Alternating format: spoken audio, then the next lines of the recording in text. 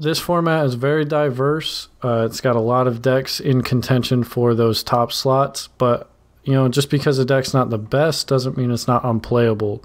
So with this list, that's what we're here to talk about, is the decks that we feel can contend with the best decks of the format, such as Salamangreat, Thunder, and Striker. So we have 3 total honorable mentions that we want to talk about because they're very good, but for one reason or another, they didn't make the list. So, Joe, go ahead. All right, so the one I really wanted to talk about was the Guard Dragon Crusadia deck. I think this earns an honorable mention slot just because the actual deck itself, it reminds me a lot of like older combo decks where they only take 2 cards to play. In this case, it only takes 2 Crusadia cards. And the boards you end on are insane. Like I've seen some of the stuff I've been testing with lately.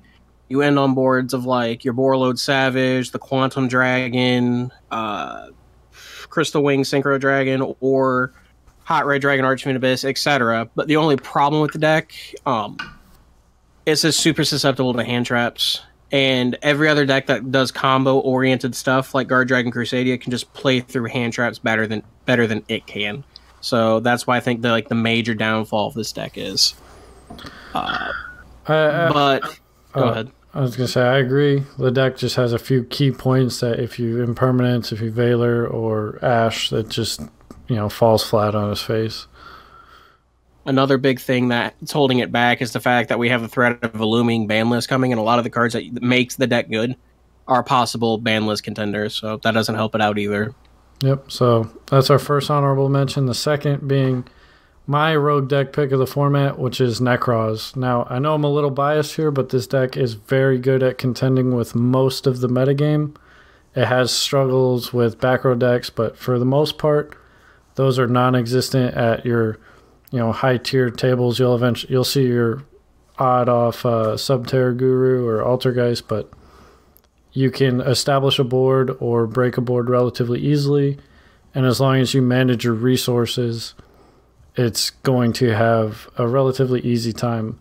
The issue is a big bad boss monster called Thunder Dragon Colossus just shuts this deck down, and that deck is a very, very hard matchup.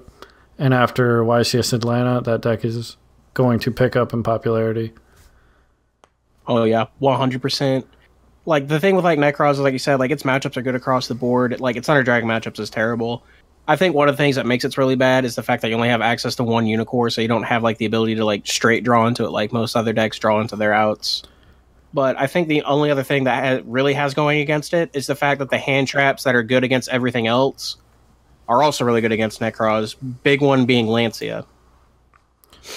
Yeah, the ability to recur your ritual spells, and there's just a few things that the Forbidden and Limited list is keeping us from doing. So you can just be put into some bad situations where you just don't have the resources in deck or the ability to get your stuff back from grave to get what you need accomplished, such as Shrip being at 1 or Unicorn being at 1. So that's why it's just an honorable mention for me. And the next deck is Altergeist. Go ahead, Joe. Right. Now, the Altergeist deck, it's really funny that we mentioned it as an honorable mention now, especially how dominant it was there for a little bit. Things it has going for it. So its Striker matchup is really good, because in terms you can main deck cards such as Anti-Spell Fragrance. You also have access to Secret Village of the Spellcasters. You can also main deck Floodgate, such as Rivalry of Warlords and stuff like that, when they have to straight open array to get into it. Its Thunder Dragon matchup is actually really good, too, because you main deck cards such as Impermanence. Silquitus is really good against Colossus. And your Protocol is an insane card. So those are things you have going for it. It also got a buffer with Pot of Extravagance, that being one of the best decks to play it in. It's just an insane +1 at that point. The only problem is now that we've introduced into a format where now you have Orcus decks running around, which is a really big one. It has a really tough Orcus matchup. Its Salamangreat matchup is also really tough, being that everything that you want to do in an Altergeist deck, you can it's identical into a Salamangreat deck. The only problem is Salamangreat literally can do it with almost any opening hand, whereas Altergeist can't. That's a really, really big issue. Yeah, Altergeist actually has to wait a turn most of the time to set up their board. You got to draw a Trap Faker or something along those lines to get where you want to be. So it's just a little bit too slow for the current metagame, I think. There's just too many ways to interrupt the multi-faker, and that's huge. All right, so getting onto the actual list, our number 5 pick for this rogue deck is Trickstar.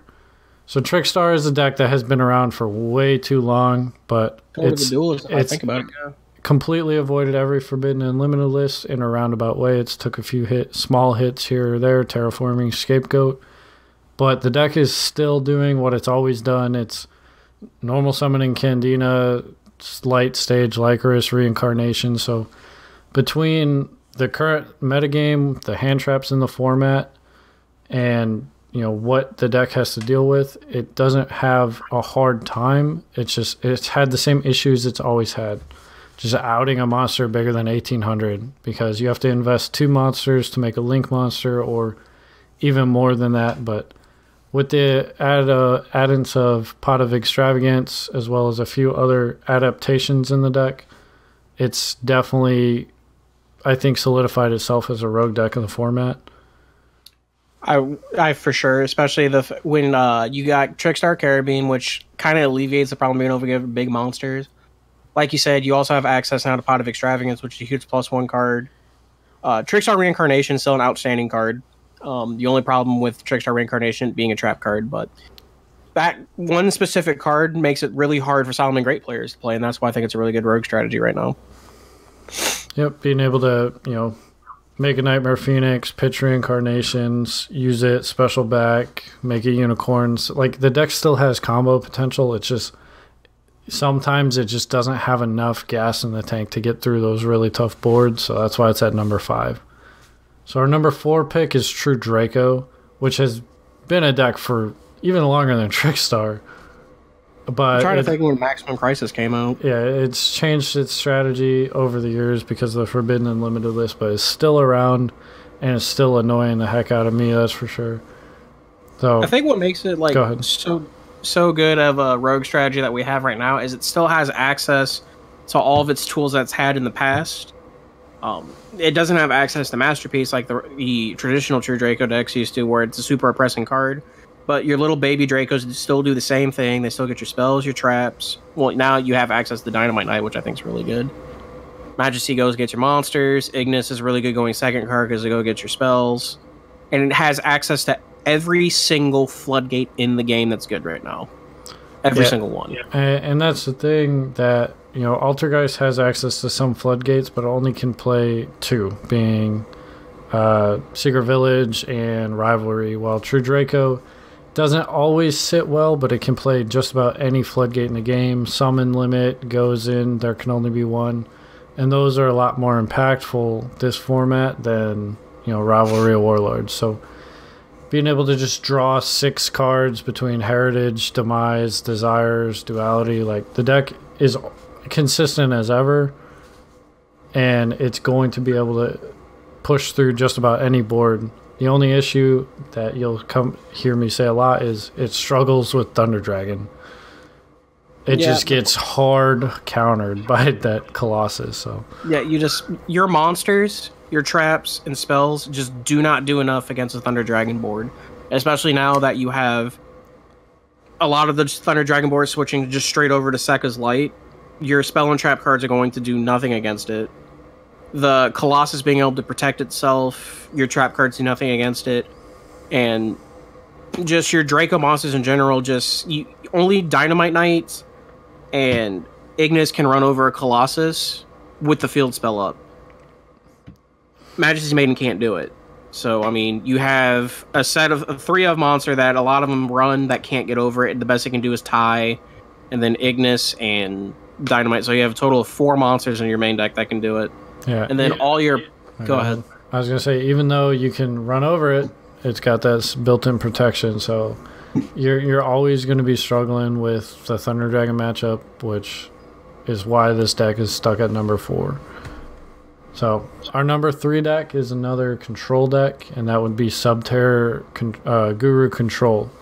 Now this deck, it came out, and it was in the spotlight for a while, and it did earn its place, taking a couple tops at regionals, and I believe 2 at YCSs. But it's been kind of flying under the radar, and that's because sometimes, going second sucks. And with these kinds of decks, good players that try to pilot them could have bad luck at events, but the deck is very powerful, being able to play floodgates like there can only be one and summon limit, as well as an Omni negate hand trap to negate anything. And the consistent one-card engine that, just like Trickstar has, it's going to be able to do the same thing over and over again. Just, it's kind of oppressive once they get going. They'll slow the game down to your pace and make you play their game. Right. It's amazing that one card out of one set completely put this deck on the map where it was non-existent before. The Guru itself is just such a powerful card, especially being able to interrupt your opponent's plays and whatnot. Being its effect being a quick effect to Book of Moon, anything is insane. Like you were saying, it has a searchable hand trap. The floodgates it can play are just like any other deck, are the most powerful floodgates that we have access to right now. You have access to Extravagance, which is insane in that deck. You go on, so on and so forth, and it's an incredibly linear strategy. But that's where I think one of the biggest faults in the deck is it only has the linear strategy. Another thing, if the Guru gets stopped, it can be Kaiju'd or anything like that, then the best part about the deck, which honestly I think is Hidden City, just gets turned off completely. I mean, for all the positives that this deck has, the back end of it makes it really, really hard to play. Yeah, which is why it's here on the rogue list and not the top 5 list. But all these decks have their issues, but they are very powerful, and they're able to contend if they're piloted by the right player and they get the right matchups. But our number 2 pick is Pendulum Magician, or Pendulum Variants, whatever you want to call him. This has been a deck for about a year and a half, I think, right? Yeah, roughly. Where it's been just consistently playing different engines and different builds and focusing on different win conditions, but it's been around ever since Electromite came out in Master Rule 4. It's been either a top tier or close to it. So what do you have to say about Pendulum Magician? So Pendulum Magician is just one of those decks. So like when the Zoo era ended, and then we had that like rough period where we didn't have Spider or anything for like 2 weeks, the deck came out of nowhere just as the best deck. You had even under Master Rule 4 without Electromite, you still had access to all your tools. And then so on and so forth, you get Electromite, then Electromite goes to 1, so on and so forth with Astrograph. And now what we have now is the remnants of the Pendulum deck. So it's one of those decks that's been, ravaged by the ban list, and other cards have come out that have kind of made the strategy a little bit slower and whatnot, but it's still seeing success. A lot of the players that you're seeing, like Jeremy Mitchell is a very big popular one. He continues to play the deck. He's a good pilot. He's been playing it for a while, and that's one of the biggest things about the deck. Is going to take someone who's been playing it for a while to be able to do well with it at high-level events. Your boards you can make are insane. Vortex is still going to be a powerful card. The Magician engine itself, having access to Pendulum Call and whatnot, is a very powerful engine. And you're mainly going to be able to do the same thing every single game, because literally all you need is a bunch of Pendulum cards at hand. But that's wherein lies your problem. Pendulum decks don't really have any set like 1 or 2 card combos like a lot of the combo decks do. Your entire hand is the combo, so you have to have a hand of like 4 to 5 Pendulum cards. You were saying earlier they have to open 2 extenders, a turbo card, X amount of things. You have to have scales. There's too much going on right now in the format for it to have continual success with other people who are not experienced with the deck, like a Jeremy Mitchell or my buddy DeBlessin Wilson, or anyone else like that. That's just how Pendulum in, and it doesn't help that it's ravaged by a lot of the hand traps that are popular right now. Yeah, so with this pick and our number 1 pick, they're definitely pilot dependent. That's why we wanted to talk about those other 3 that have relatively linear strategies, but are very easily adapted, but take a little bit of time to perfect. The Pendulum deck, as well as our number 1 pick, which is Danger Orchist, they're not very forgiving to players that don't understand every card in the deck and what they do and how they interact with other cards in the metagame.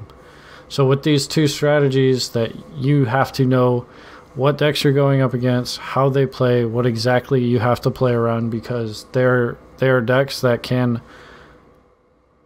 get stopped relatively easily if you misplay. So I don't have any experience playing Danger Orchis, so I'm going to let Joe take this one and talk about the strengths and the weaknesses of this deck and why it deserves to be in this number 1 spot. All right, so Danger Orchis, as you know, I've been playing that a lot myself.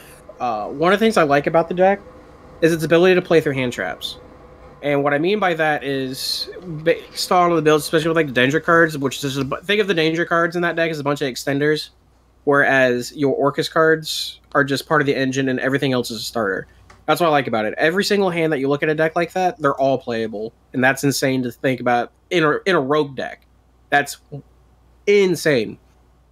The only like real issue with it's just like, yes, you have the ability to play through hand traps, and being able to navigate through them is pretty easy. The only problem is right now, especially since we don't have the new support, which we're supposed to be getting Dark Neostorm, the deck only has one of two plays. The first play is going first. You end on a Azathoth, and people are now aware of that, especially after the YCS Dusseldorf, a couple regionals here and there. That's the only real play the deck has going first. The second part is you're going second play, where is you make Boral Sword with them having a monster, and you with your Boral Sword and your Harp, and that's game. The only problem with that is when you're going second, you can only do so many things. There's so many interruptions. And if your opponent has a way to put more than one monster on the board where a Kaiju can't deal with it, you can't kill them through that. But nonetheless, like I said, it's one of those decks. It's insane right now. It's only going to get better with time, especially with Dark Neostorm coming out.